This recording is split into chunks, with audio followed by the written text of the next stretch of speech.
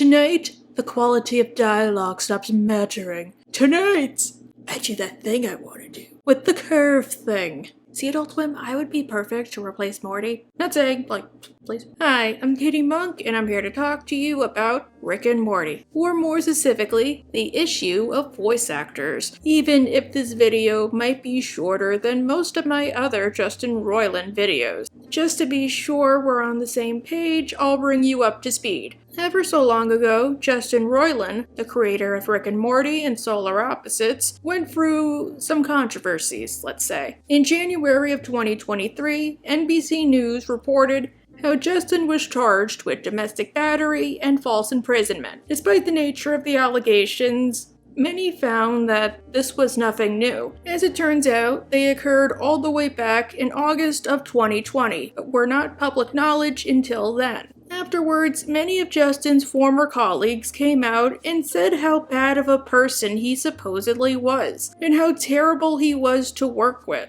And it also led to several victims and former fans saying how his toxic behavior went beyond just being a jerk in general. He would send inappropriate DMs to minors, who he knew were minors, and send similar messages to female colleagues and employees. In March of that same year, before things went to trial, the charges were dropped, but the damage was done. This scandal led to Adult Swim and Hulu, both networks he worked with, dropping him. The shows he created will indeed continue, for the time being, but he won't work on them in any meaningful form. All of the characters he voiced will be recast, including the titular characters of Rick and Morty and Corvo. This leads to the idea of who should voice his characters going forward. To simplify things, let's say Rick and Morty. Some people think that networks, or more specifically Adult Swim, should rehire Justin because the charges were dropped,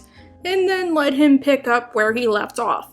But I hate to say it, that's kind of unlikely. I'll be honest, I still think Justin wasn't only fired because of the charges, but because of all of the allegations in general. In fact, some allege that Justin's behavior was so bad that he and Dan Harmon have not talked in years, and Adult Swim had to launch its own investigation into the hostile workplace he created. I wouldn't be surprised if many people wanted to be rid of him for years, but were afraid of the backlash that would result. Not that it absolves them, because you can argue they covered up his charges until they no longer could. It's just how I choose to explain things. Just saying, something similar happened to John K. He was fired for being a bad boss that made everybody miserable. Afterwards, because of the show's popularity, and the fact this was the 90s, so he was able to launch a smear campaign against the former writing staff and Nickelodeon in general, making it out like he was fired because Nick did not like the jokes he made. The only reason that campaign failed was a few years ago, several victims came forward alleging that he groomed and assaulted them. But anyway, we have Justin, who should voice Rick and Morty. AI, one person. Well, apparently that role hasn't been filled as of yet. Recently, at the Annecy Animation Film Festival, oh my gosh, I hope I'm saying that right, there was a panel presented called Rick and Morty, 10 Years of Intergalactic Adventures. Wait, Rick and Morty's been on the air for 10 years? I mean, I guess those breaks they took between season 3 and 4? Oh god, I'm old. The panelists included Adult Swim president Michael O'Wheeling? I don't know. And one of the show staff, Steve Levy, who you might remember as a Harmon alumnus, working on Little Demon, Community, and Harmontown. Oh, and iCarly. At the panel, they were questioned about who is going to voice Rick and Morty. To simplify things, let me just read the whole interaction. Justin Roiland, having been fired, what will happen to the voices of Rick and Morty and the other characters he doubled?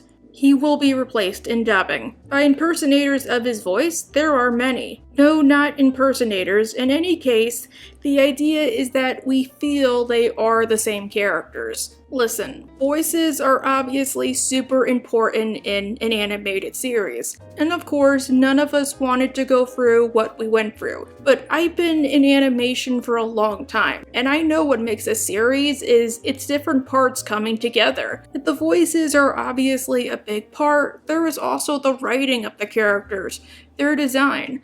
The writing quality has never been better, and all the screenwriters have stayed. I don't think anyone will wince at hearing the new voices, but someone who watches Rick and Morty and isn't aware of Justin Roiland's departure might not realize that the voices have changed. Yes, I believe it is possible. Forgive me for insisting, but will only one person replace Roiland? We are still in the recruitment process, but it's looking good. It's a rather unique situation. For example, there have been several great Bugs Bunny voice actors, and I love what Jeff Bennett has done with them. But it's not Mel Blanc, and yet we recognize the character. I even think that for Rick and Morty, we will do even better. It will be fine. It'll be great.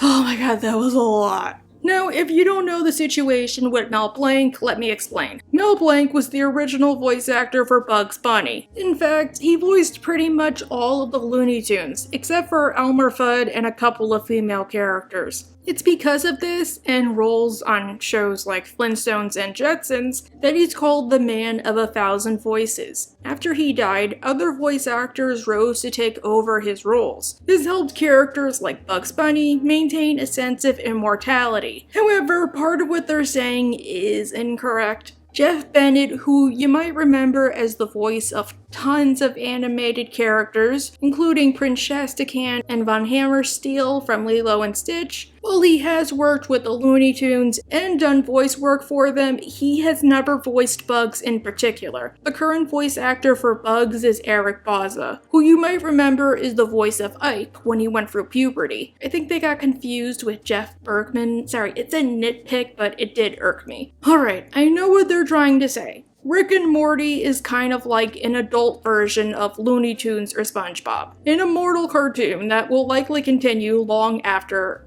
everybody who's worked on it is gone. The concept is simple, it's a huge franchise, and they can always reboot it whenever they wanted to. They just need the one concept. Grandpa, incredibly big backstory. Grandson, easily led astray. The two go on crazy adventures. Give some BS lesson about nihilism or whatever. Easy bake lemon cake. Regardless, I do think this might backfire. I hate to say it, but regardless of who they choose, that person, or those people, are gonna get some kind of hatred because it's only inevitable. Be it, oh, I don't like this voice, which is fair. Or, ugh, they're nothing like Justin because they can't be Justin because nobody is Justin but Justin. Even if we all know the only cool Justin is Justin Collette from Beetlejuice. He's on my arm, and I gave him one of my pens. Sorry. What I mean is, I really hope they don't use the new cast members as some kind of shield for criticism. Like, say they use a woman to voice Morty because Morty's voice is so high-pitched. Oh, you don't like her? Well, she's a woman, I guess you're just a misogynist. Or an elderly voice actor for Rick, since Rick is 70. Oh, you don't like him? Guess you just hate old people. For me at least, I feel like Adult Swim should have replaced Rick and Morty with fan voices, because there's a lot of fans who can do those voices just as well as Roiland. Remember when Mike Henry stepped back from voicing Cleveland? Why does it always go back to Cleveland whenever I talk about Justin? Anyhow, I think it worked out well because Cleveland's current voice actor was a fan of the show who was known for doing videos where he made impressions of the character. In a sense, everybody's happy. Solves the issue of Cleveland not being voiced by a person of color, because he's the person of color, and for people that don't believe voice actors should match the characters, they have the added perk that a fan got to fulfill his dream. However, Adult Swim has said they won't hire imitators, and I get why. They aren't just replacing anybody. Justin Roiland is controversial, let's just leave it at that. And they have to make sure whoever succeeds him has no record of their own. The reason I made this video goes back to Squidbillies. Remember when Adult Swim dropped Unknown Hinson and replaced him with Tracy Morgan? Which I thought was kind of funny because Early is a backwards racist redneck and Unknown Hinson got fired for racist tweets. Well, many people did not share my sentiment. To them, Tracy Morgan somehow made everything worse, and if you disagreed, you weren't a true fan. That topic got me to wonder who should voice Rick and Morty. Personally, I don't think it should be one person, it should be two. Just saying, it takes a lot of talent to be that versatile, and if they don't want complaints that the new actor doesn't sound like Justin, or that Rick and Morty sound too much alike, they have a better chance of improvement. I have several ideas of which path they might take and how they'll implement this change. The first one, the show staff. I mean, come on, Justin was technically a member of the show staff. Besides that, several have contributed voice work to the characters. Dan Harmon voices many, most importantly Bird Person. Meanwhile, former writer Ryan Ridley voices a ton himself. Off the top of my head, Bev's second husband, Paul Fleischman. Maybe one of them can voice Rick and or Morty as well as Justin. Albeit, this one probably won't happen for many reasons. One, again, Justin himself was a staff member, and that did not save him. Second, it's a lot different voicing a side character who only gets like 1 or 2 lines, versus a main character who you see all the time and therefore has to appear more human. The second idea, they change the voice actors every so often. Kinda like The Daily Show is doing, or they were doing before the strike, where they audition hosts by having them do an episode or episodes each until they find somebody they like. Please, Jordan Klepper. Just as Big Mouth did with replacing Jenny Slate, this could be a season-long plotline. Each episode, Rick and Morty have a different voice actor, of any gender or ethnicity or age. One episode, Rick could be voiced by Kevin Michael Richardson, the next episode, Tara Strong, then Billy West, who knows? Until finally, in the season finale, they permanently decide on a new voice. And that is the dude, or dudes, they stick with for the rest of the series. This I also find kind of unlikely because it would be harder to implement and maybe a little costly. And I'm sure they don't want to drag things out any further. I could see just one episode or one joke that they have a new voice and that's it. Or they do have the new voice and nobody comments on it. Beth, where do we keep the Chardonnay? Dad? Did you get a new haircut? Oh geez, Mom, I need help with my homework. Morty, did you know Jean from next door is moving? Finally, this one is a bit of a fringe theory, but still kind of viable. They use Christopher Lloyd and Jaden Martell. Rick and Morty was based on a parody of Back to the Future called The Real Animated Adventures of Doc and Marty. Fun fact, the picture Tiny Rick drew for Summer and Morty is based off that short. As part of a publicity stunt for Season 5, Adult Swim released a series of shorts that starred Jaden and Christopher, where they portrayed the live-action versions of Rick and Morty. Only not C-137 Rick and Morty, C-132. What better way to bring things full circle than giving them a permanent role? I feel like Christopher would be up for it. After doing the shorts, he supposedly said he felt like Doc and Rick were two brothers that took different paths. You know, this is my new headcanon. Definitely Prime Rick got him. My only reason against this would be Christopher Lloyd might become super busy or super expensive. He still does voice work, and he does appear at conventions. Anyhow, how will they implement it? Well, this change honestly is easier than most shows. Rick and Morty is sci-fi based, there's a million things they could try. Or hey, again, maybe they won't acknowledge it. But Solar Opposites, off topic for a minute, is doing something similar with the pronunciation cassette tapes.